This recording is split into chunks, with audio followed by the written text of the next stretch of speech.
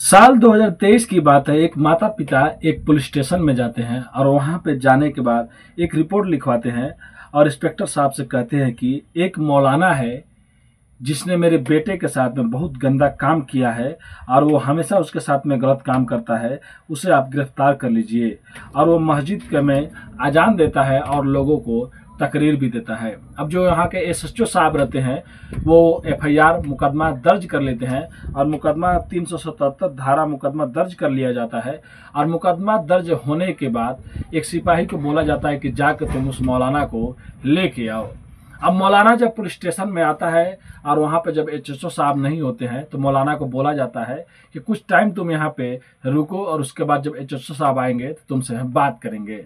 लेकिन जब कुछ घंटों के बाद इंस्पेक्टर साहब आते हैं तो देखते हैं कि मौलाना तो वहाँ पे है ही नहीं। सिपाही कहते हैं उनसे कि मौलाना अभी यहीं पे था, अभी कहाँ पे चला गया हम लोग को मालूम ही नहीं है। फिर उसके मोबाइल पर भी ट्राई किया जाता है और उसको छानबीन भी होता है कि शायद कहीं पे गया होगा, लेकिन बाद में पता चलता है कि वो मौलाना फरार हो गया है। और 8 अप्रैल 2025 को उसे उत्तराखंड से गिरफ्तार कर लिया जाता है। और जब उस मौलाना से पूछताछ होता है तो जो मौलाना खुलासा करता है वो सुनने के बाद हर कोई चौंक जाता है कि एक मौलाना जो मस्जिद में अजान देता था, जो लोगों को नमाज पढ़ाता था, वो इतना कैसे नीचे गिर सकता है, वो इंसानियत को कैसे शर्मसार कर सकता है। उसकी घटना मैं आप लोग को सुनाने जा रहा हूँ, उस मौलाना के करतूत आपको बताने जा रहा हूँ। उससे पहले आप लोग से रिक्वेस्ट करता हूँ, अगर आप हमारे चैनल पर नए हैं तो चैनल को प्लीज सब्सक्राइब कर दीजिए, लाइक कर दीजिए और कमेंट कर दीजिए। नमस्ते, आदाब, सत श्री अकाल। आज की जो सच्ची घटना मैं आप लोग को सुनाने जा रहा हूँ और ये घटना महाराष्ट्र की भिवंडी का है। भिवंडी से ही एक थोड़ा सा दूर पे एक नेहरू नगर है, वहीं का ये घटना है। 7 बहनों में उनका एक छोटा भाई रहता है जो मात्र 16 साल का होता है और उसका नाम सुहेब राशिद शेख रहता है। वो बहनें लोग 1-2 दिन उनको ढूंढती है, अपने भाई को ढूंढती है। उसके बाद जब भाई नहीं मिलता है तो वो लोग पुलिस स्टेशन में जाती हैं और वहां पे जाके एक एफआईआर लिखवाती हैं और कहती हैं कि साहब मेरा भाई और उनके माता पिता जो रहते हैं वो लोग बोलते हैं कि हमारा बेटा कल से लापता है और मिल नहीं रहा है। ये घटना 20 नवंबर 2020 की है जब पुलिस में लोग रिपोर्ट लिखवाते हैं। और पुलिस ये ज़्यादा चीज़ इन लोग को मतलब ज़्यादा सीरियस नहीं लेती है। वो गुमशुदगी का रिपोर्ट लिखती है और कहती है कि आप लोग टेंशन मत लीजिए और मैं आपके भाई और आपके बेटे को बहुत जल्द आप लोग के सामने लेकर आऊँगा और बहुत जल्द उसकी खोजबीन हम लोग करेंगे और उसको ढूंढ के लाएंगे। अब पुलिस की सांत्वना सुनकर वहां से माता पिता और उनकी बहनें चली जाती हैं। लेकिन ऐसे कर करके और कुछ दिन बीत जाता है। जब वो सुहेब घर पे नहीं आता है, फिर से उसके माँ और उसकी बहनें हमेशा उस पुलिस थाना में चली जाती थी और एसएचओ साहब से कहती थी मेरे भाई का क्या हुआ, पता मिला कि नहीं मिला। ऐसे कर करके लगभग 1-2 महीना बीत जाता है। अब उसके बाद वो किससे मदद मांगे उन लोगों को कुछ भी समझ में नहीं आता है। फिर वो लोग एक जो मौलाना रहते हैं उसी गली में थोड़ा सा दूर पे, उस मौलाना का नाम रहता है गुलाम रब्बानी शेख, उस मौलाना का, उनसे जाकर वो लोग मिलते हैं और कहते हैं मौलाना साहब आप ही कुछ कर दो जिससे मेरा भाई और मेरा, उनकी माँ बोलती है कि मेरा बेटा वापस चले आए। अब मौलाना साहब जो होते हैं वो कहते हैं कि देखो इस सब चीज़ों में टाइम लगता है, लेकिन उसके लिए आपको एक बकरा लाना पड़ेगा और जो गरीब आदमी होते हैं, गरीब लोगों को खाना खिलाइए, उन लोग की दुआ लगेगी और मैं कुछ ऊपर से कुछ दुआ कर दूंगा, आपका बेटा बहुत जल्दी घर वापस लौट के आ जाएगा।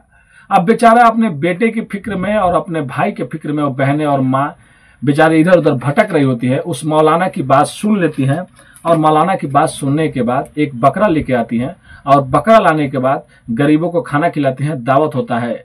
वो मौलाना कहता है कि 1 महीना के अंदर आपका बेटा आपका भाई घर वापस आ जाएंगे, लेकिन वो बेचारा नहीं आता है। फिर 1 महीने बाद उस मौलाना से कहते हैं तो मौलाना उन लोग को कहता है कि आप हाजी अली जाइए।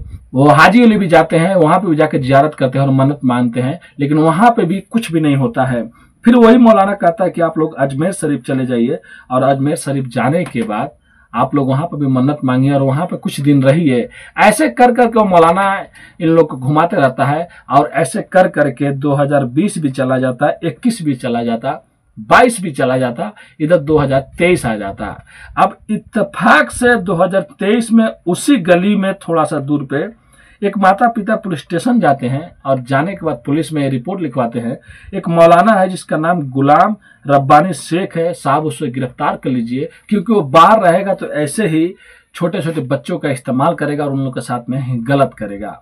अब पुलिस एफआईआर लिख लेती है और एफआईआर लिखने के बाद उस मौलाना रब्बानी को बुलाती है और बुलाने के बाद जब बैठाई रहती है थाने में, और उस टाइम वहाँ के जो एचएसओ साहब रहते हैं वो वहाँ पे नहीं रहते हैं। अब पुलिस बताती है कि अब एचएसओ साहब आएंगे तो आपसे कोई बात करेंगे, लेकिन मौलाना तो इधर पहले से ही डर रहा होता है कि शायद उसका भंडा कुछ खुल गया है। अब वो कोई तरकीब लगाता है और चालाकी से पुलिस स्टेशन से बाहर निकलता है और वहां से वो फरार हो जाता है। अब एचएसओ साहब आते हैं और आने के बाद वहां पे उसको फोन नंबर मिलाते हैं और उसके रिश्तेदारों से और उसके घर वालों से भी जांच करते हैं, पूछते हैं कि वो गया तो आखिर में गया कहाँ, क्योंकि उसके ऊपर एक एफआईआर दर्ज हुआ है, वो एक बच्चे के साथ में घिनौना काम किया है। अब ये सब सुनने के बाद वो मालूम ना किधर भाग जाता है और भागने के बाद 2023 का लास्ट ही चल रहा होता है। तभी कहीं से एक फोन आता है, एक मुखबिर फोन करते हैं, पुलिस को बताते हैं कि साहब जो 2023 में एक केस आप लोगों ने लिखा था, हो ना हो 2020 में वहीं पे एक और घटना घटा था, जाओ जो सुहेब नाम का एक लड़का था जो गायब हुआ था, उसमें भी इस मौलाना का कहीं ना कहीं पे हाथ होगा। अब इतना चीज पुलिस को सुनना रहता है, पुलिस को वो जो केस रहता है वो क्राइम ब्रांच में चला जाता है और क्राइम ब्रांच में जाने के बाद ये पता चलता है 2023 में कि ये जो मौलाना है ये हिमाचल प्रदेश की एक मस्जिद में नमाज पढ़ाता है और वहीं पे ये अजान बोलता है। अब पुलिस देर करती है, कुछ दिनों बाद जब वहां पे पहुंचती है तो पता चलता है जाने के बाद वो मौलाना वहां से फरार हो गया है, क्योंकि हो ना हो कोई ना कोई उसको भी बता दिया होगा कि पुलिस यहाँ पे आने वाली है और तुमको गिरफ्तार करने वाली है। और उस मौलाना का नसीब अच्छा रहता है कि वो पुलिस वालों से बच जाता है। लेकिन ऐसे कर करके 2025 8 अप्रैल आ जाता है। एक दिन पुलिस के मुखबिर से ये पता चलता है कि जो मौलाना है ये उत्तराखंड में किसी मस्जिद में नमाज पढ़ाता है और वहां पे ये छुपा हुआ है। अब उस दिन जो क्राइम ब्रांच के पुलिस वाले होते हैं वो थोड़ा भी लेट नहीं करते हैं और उत्तराखंड के लिए निकल जाते हैं और 8 अप्रैल 2025 को उस मौलाना को गिरफ्तार कर लेते हैं। और उस मौलाना को गिरफ्तार करने के बाद मुंबई लेके आते हैं और जब उस मौलाना से पूछताछ होता है तो जो वो खुलासे करता है सबके रोंगटे खड़े हो जाते हैं। आखिर में जो 2020 में जो लड़का गायब हुआ रहता है उसमें भी इस मौलाना का ही हाथ रहता है।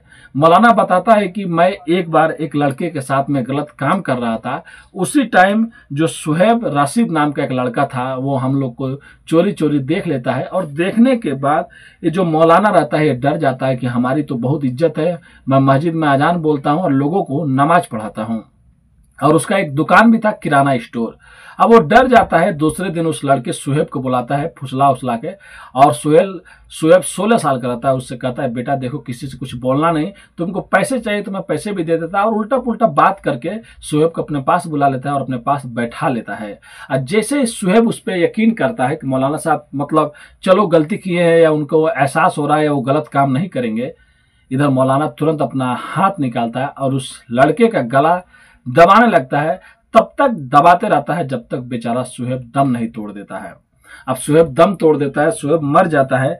उसके बाद वो मौलाना सोचता है कि मैं तो पकड़ा जाऊंगा, मेरी इज्जत अभी धज्जियां उड़ जाएगी। फिर उसके बाद उस लाश के टुकड़े को कई छोटे छोटे टुकड़े करता है और कुछ टुकड़े बाहर फेंक देता है। फिर वो डरने लगता है कि मैं आखिर में पकड़ा जाऊंगा। फिर वो लास्ट में क्या करता है, उसके ही दुकान के बगल में एक दुकान रहता है जो हमेशा दुकान बंद रहती है, उसी दुकान के अंदर एक गड्ढा खूंदता है और जो टुकड़े लाश के रहते हैं सुहेब के उसी के अंदर दफन कर देता है। और दफन करने के बाद आराम से वो रहने लगता है। और जब बाद में उसी के घर वाले इसी मौलाना से कहते हैं कि आप मेरे बेटे को ढूंढ दीजिए, उनको बेचारे को मालूम नहीं रहता है कि जिस मौलाना से वो लोग गुहार लगा रहे हैं, जिस मौलाना से वो लोग उम्मीद कर रहे हैं, वही मौलाना उनके बेटे का कातिल है। वही मौलाना कहता है कि आप लोग एक बकरा लेके आइए, लोगों को खाना खिलाइए, दावत खिलाइए। वही मौलाना कहता है कि आप लोग हाजी ले जाइए। और वही मौलाना ये भी कहता है कि आप लोग अजमेर शरीफ जाइए। मतलब जिसने कत्ल किया है वही उनके घर वालों को संतावना दे रहा है कि आपका बेटा मिल जाएगा। अब उसके बाद ये जब न्यूज में आता है और मीडिया में आता है तो हर जगह इस मौलाना की चर्चा होने लगती है। कैसे एक मौलाना इतना बड़ा गलती कर सकता है, कैसे इतना नीचे गिर सकता है। और सन 2023 में एक आदमी के साथ में, एक बच्चे के साथ में गलत काम करता है। अगर वो लोग रिपोर्ट नहीं लिखवाते तो शायद इस केस का कभी भंडा फूटता ही नहीं, क्योंकि उस केस की वजह से इसका भी भंडा फूटा। और उसके बाद ये सोशल मीडिया पर हर जगह उस मौलाना की चर्चा हो रही है कि उसको फांसी हो और जल्द से जल्द उसके ऊपर कोई ना कोई बड़ी कार्रवाई हो। अब जो उस लड़के की माँ रहती है और वहाँ की जो महिलाएं रहती हैं वो लोग ये मीडिया वाले से और न्यूज वाले से लोग मांग करती हैं कि या तो उन लोगों को, उस मौलाना को हमको सौंप दीजिए या तो पुलिस अगर ईमानदारी से काम कर रही है तो उससे फांसी हो। तो आप लोग क्या चाहते हैं, आप लोग कमेंट कीजिए और उस मौलाना के ऊपर जल्दी से जल्दी कोई ना कोई कार्रवाई और उसको जल्दी से जल्दी फांसी के ऊपर लटका दिया जाए। लेकिन आप लोग जानते भी हैं कि अब कितना दिन कितना टाइम केस चलेगा किसी को मालूम नहीं, 5 साल चलेगा कि 10 साल चलेगा। लेकिन वो मौलाना ने जो किया वो इंसानियत को शर्मसार किया, और वो चाहता तो अपनी गलती मान लेता, उस बच्चे को कह देता कि तुम किसी से नहीं कहना, शायद वो किसी से कुछ नहीं कहता क्योंकि उसने गलत किया था। लेकिन अपनी एक गलती छुपाने के लिए उस मासूम जो 16 साल का शुएब राशिद था उसका वो कत्ल करता है, और कितनी निर्दयी तरीके से उसके टुकड़े टुकड़े करता है। तो मौलाना को जल्द से जल्द फांसी हो। और ये कहानी सुनाने का उद्देश्य किसी का भी दिल दुखाना नहीं है, बस लोगों को जागरूक करना है अपनी कहानियों के माध्यम से। बहुत जल्दी किसी पर भी विश्वास नहीं कीजिए। और आप लोग कहीं भी है, कोई भी ऐसा इंसान आप लोग देख रहे हैं, कुछ भी हो रहा है, तो सबसे पहले अपने घर वालों को बताएं और अपने पुलिस वालों को बताएं, क्योंकि उनसे आप लोग पहले सहायता लें। और ये कहानी मैं आप लोग देख सकते हैं गाड़ी में बैठ के बना रहा हूँ, क्योंकि मैं भी बाहर में हूँ और मैं भी जॉब करता हूँ। वीडियो भाई चलता नहीं है, आप लोग वीडियो को लाइक सब्सक्राइब शेयर करते नहीं है, तो भाई घर खर्चा चलाने के लिए काम तो करना पड़ेगा। और रूम में भी बहुत ज़्यादा आदमी रहते हैं, वहाँ पर मैं वीडियो बना नहीं सकता हूँ, इसलिए हफ्ता में 1 या 2 ही वीडियो बनाता हूँ, वो भी गाड़ी में बैठकर। और बारिश भी आ गया मेरे भाई, अभी मैं चल रहा हूँ। आज के लिए इतना ही, और आप लोग स्वस्थ रहिए, सेफ रहिए और अपने फैमिली का हमेशा ख्याल रखते रहिए। देखिए आवाज़ भी आ रहा है। धन्यवाद।